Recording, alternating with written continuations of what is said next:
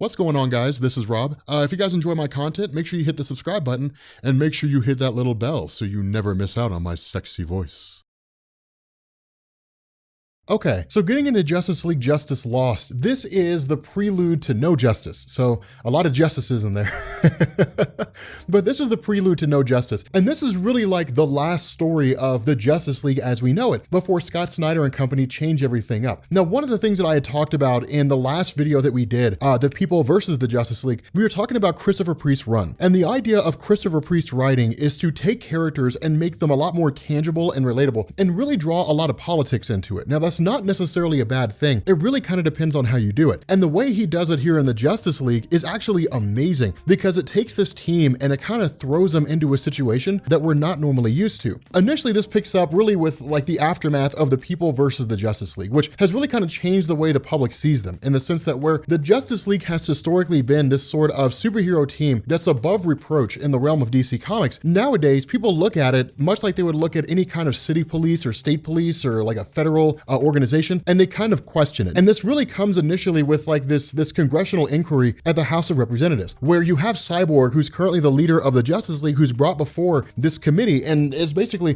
can you prove to us that the Batman who shot, Senator Hosgrove was not actually Batman? Can you prove that conclusively? And for the most part, the response of Cyborg is, I cannot prove it conclusively because I won't tell you who Batman is, because I don't know who Batman is. And it's kind of interesting, because it's like kind of feeding into this idea that the general society doesn't really know anything about the Justice League. And it's kind of intriguing, because while all this is happening, you actually have Martian Manhunter who's watching the events unfold while he's currently in a different form. Now, this is the part that goes into No Justice, in the sense that Martian Manhunter is kind of rallying Simon Baz and Jessica Cruz for a particular cause, which leads into them basically leaving and going off on this campaign. But what you have is you also have a lawyer who's basically there keeping an eye on everything, lawyer Regina, basically, who's kind of monitoring everything, and she's the attorney for the Justice League. But the idea here is that she's not really who she claims to be, and we'll find out here in a second. But what ends up happening is the Justice League responds to a train incident that happens in Estes Park, Colorado. What you end up having is this train that kind of derails in the middle of town. And because of how it derails, and because of the various chemicals that it's carrying, if they start blowing in a different direction, which they're actually blowing north at the moment, that combined with the fact that it's snowing, basically meaning combined with water, could very well just start killing everybody in the immediate vicinity. And so the response of the Justice League and Batman's Justice League of America is tend to the north and then focus on everybody in the west and keep everything under control. The problem with this is that it's a matter of public perception. It doesn't really matter what's true. What matters is what people think is true. And so what people see when they look at this circumstance is the north side of Estes Park is where all the rich people live, and everybody else lives everywhere else. And so the perception is that the Justice League are racing to save the north side of Estes Park, because that's where all the rich people are. And so the perception gives off that ideology, which people in turn believe. And so where Regina, as a Justice League lawyer, is taken to the watchtower where everybody's supposed to meet, but then Cyborg's watching all the events unfold in Estes and chooses to respond. This in turn leads to Regina kind of revealing the fact that she's not actually who she claims to be. Now, of course, this also coincides with the idea that you had Aquaman, who is basically recovering in a part of the watchtower. Regina didn't know about it. Aquaman shows up, and Regina turns out to be one of the extremist fans who believes that she can fix the Justice League. And so she's basically screwing everything up. Now, of course, Aquaman defeats her. But with regards to Estes Park, in regards to everything that's going on there, it's an interesting situation, because this is one of those scenarios where, again, people's perspective of the Justice League is changing. But the argument that's kind of being made here is that where Cyborg is taking more of a political approach and he's trying to save all sides, it's a situation where you please everyone and no one at the same time. The nature of the Justice League is to say, we don't really care how you see us. This is the job that we do. And so where you kind of have people going back and forth, and there's this sort of debate that's going on among the Justice League, of course, they basically end up saying, look, like, we've done what we need to do. There are rescue forces here. Like, there are ambulances and there's police. There's no reason for us to be here anymore. And where Cyborg wants to stay, the idea is all you're doing is putting on a dog and pony show. You're here for the cameras, you're here for the press, and you're here to maintain good publicity. Let's get out of here and actually do our job. And so that's where people end up kind of bailing out.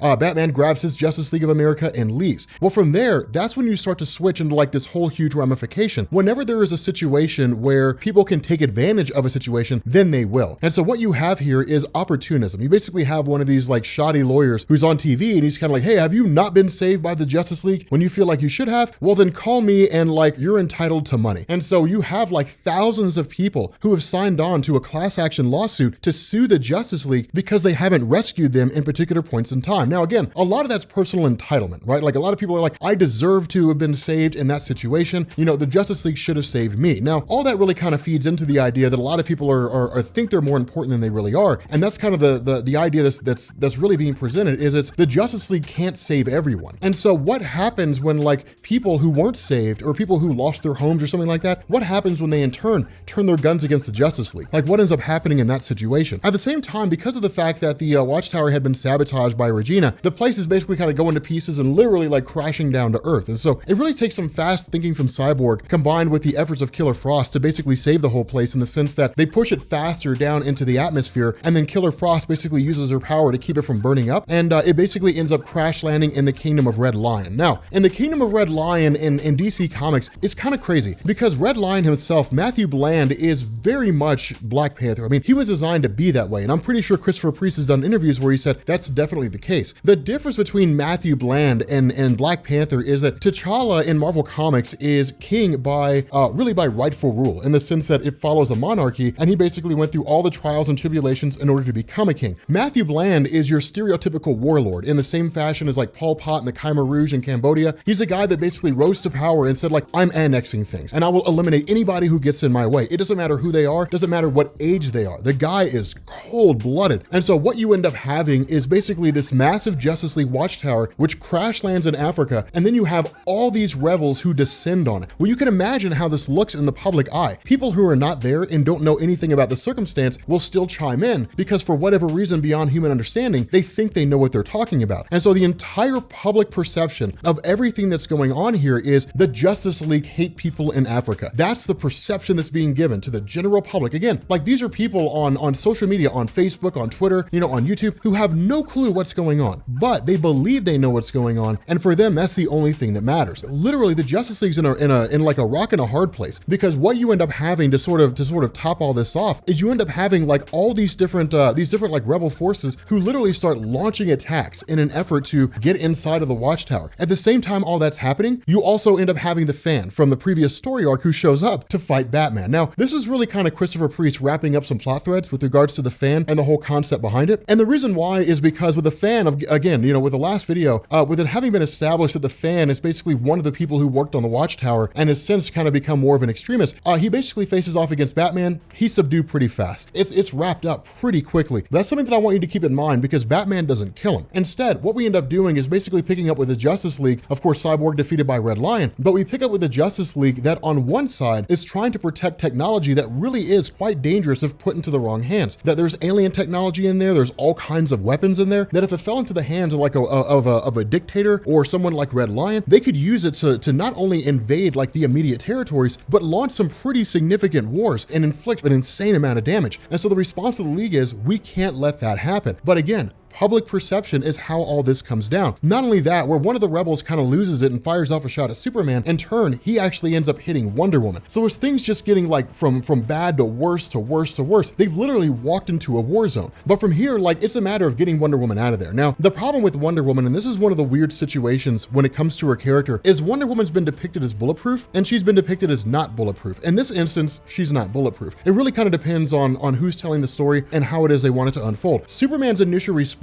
is to grab her and leave, but the Flash steps in and says, no, let me take her. This entire region is a powder keg. I mean, they're like, if you leave, then like there'll be no one here. Like Cyborg's gone, you're here, but like there's maybe one or two other people and that's it. But no one's here on the same level of power as you. They're basically afraid of you, which is why they haven't invaded yet, because you could just destroy them all in almost a blink of an eye. But if you leave, then it's open season. And so Superman ends up staying behind. But what we end up doing here is basically picking up with Cyborg, who essentially wakes up in the chambers of Deathstroke himself. Now, for Deathstroke's part, the reason why he's here is because he's a gun for hire. Deathstroke has no allegiance to anybody. Deathstroke's loyal to the paycheck, but where he's loyal to Matthew Bland, at the same time, he does kind of have his own moral compass and his own perspectives. And what he ends up doing is just kind of leaving, Cyborg here with the ability to escape, leaving a knife and that kind of a thing. But again, back at the Justice League Watchtower, it really is a war zone. And that's the crazy thing is you've got rebels firing on rebels. You've got like citizens who are kind of caught caught up in the crosshairs, everything that's really kind of exploding, and where Batman basically shows up with the fan and Aquaman to attend to Cyborg, this is when things get kind of hairy, and this is where things get kind of screwed up. Because what you have is you have Red Lion, who basically says, look, your Justice League is caught up in this massive political event, and if there's any one thing that America hates, it's looking bad in the public eye. So either we can continue down this trend, and I can let the world continue to believe that you guys really are that screwed up, or you guys can give in to my ransom demands. You guys can basically give me like a huge sum of money. Well, in return to this, Cyborg cuts off Red Lion, basically defeats him quite readily, and then Batman and Aquaman respond to the entire crisis that's going on. Well, the funny thing about this is that while all this is happening, Red Lion and Deathstroke basically show up with a fan, and Deathstroke takes the fan out. And this is why I love Deathstroke so much. It's one of the reasons why Deathstroke is so cool, because as soon as he gets in there, you know, as soon as the Justice League turn their attention to him, he's basically like stepping into a war zone like this, you know, in some war-torn African territory. This is new to you, but to me and people like me, this is everyday life. You guys do not have the stomach to basically deal with a situation like this. And that's what's so interesting. And that's really the big criticism that Christopher Priest kind of gives here with regards to the Justice League, that the Justice League serves the purpose of like protecting the world. But more often than not, the threats the Justice League respond to are threats based out of America. And that's why the nickname for the Justice League in these various war-torn territories is the Just Us League. Like, it's just us. You know, you're not allowed to be a part of this league. Like, that's the perception people give off, because you never really see the Justice League in a territory like this. And where you as the Justice League have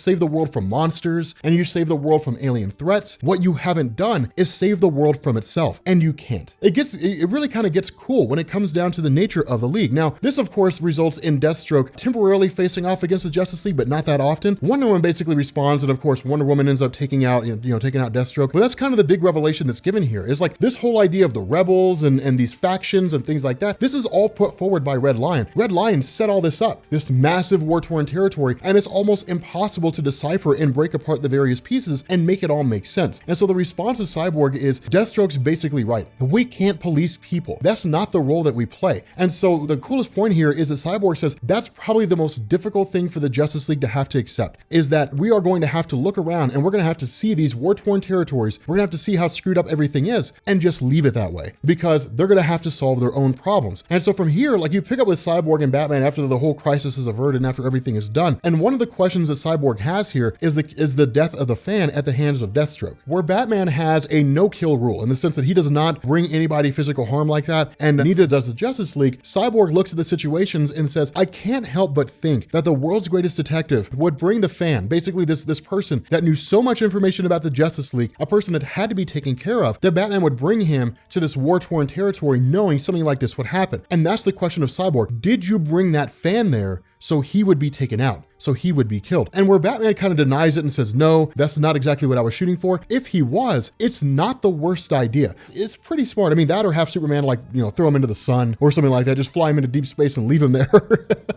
But it's not the worst thing. But again, this segues directly into the events of No Justice, because what you end up having is Martian Manhunter, who basically shows up to the Justice League and the Justice League of America and simply says, you guys need to come with me. And of course, we've covered the first issue of Justice League No Justice, so feel free to check that out so you get an idea of what's going on. But with that being said, guys, we're going to go ahead and bring this video to an end. If you are new here to Comics Explained, make sure you guys hit the sub button to become part of the Rob Corps. If you guys enjoyed this video, make sure you drop a like, and I will catch you all later.